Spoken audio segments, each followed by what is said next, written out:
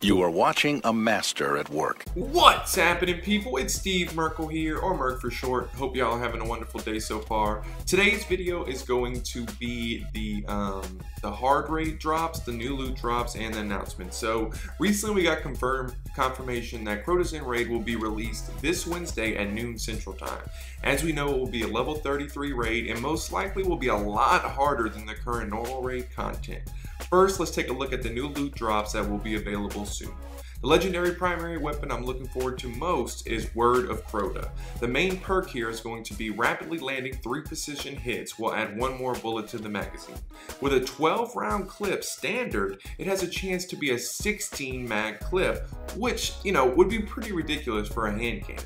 Without the Firefly perk, I doubt it will be as good as Fatebringer, but I think it'll be a good option when point damage is needed.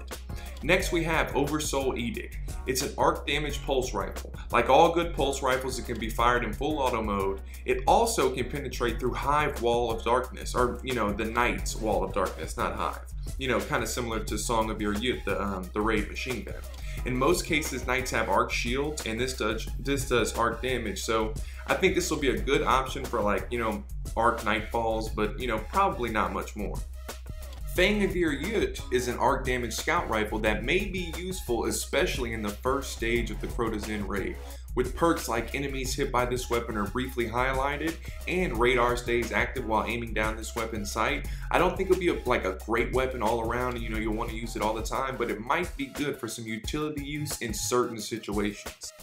The last new legendary loot drop we'll look at is Abyss Defiant, a solar damage auto rifle. This weapon will be great against Hive Witches due to the fact that it's solar damage and its main perk is bullets from this weapon disorientate witches. Its other main perk is similar to Suros Regime, in which when you zoom in, the weapon fires slow but causes more damage. So I think this one will be great for PvP especially, and for witches.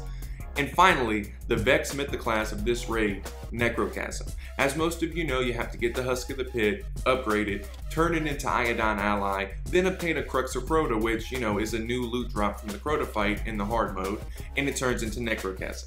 Necrochasm will be a great weapon, period, with the fastest fire rate in the game, more than decent stability, and with perks like precision kills frequently, trigger curse thrall explosions. It will be a monster in PvE and probably PvP as well. And keep in mind, most of these guns have multiple tier 1 perks to choose from, and all of them have the Hive Disruptor perk that causes them to do more damage against Hive enemies and, especially yellow bar Hive enemies, so they'll be great for the raid at least.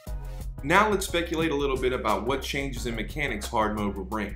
My main speculation comes from the perks on the current raid gear. Most of them have perks that increase your effectiveness on Oversoul. This leads me to believe that Oversouls will become more stronger and spawn randomly and more frequently. This I am almost absolutely sure of just based on those perks. Oversouls are not a great threat in normal mode, so why would they spend so much time adding those perks to the helmet, the gauntlets, the chest piece and all that? As for other speculations, they're just that, speculation.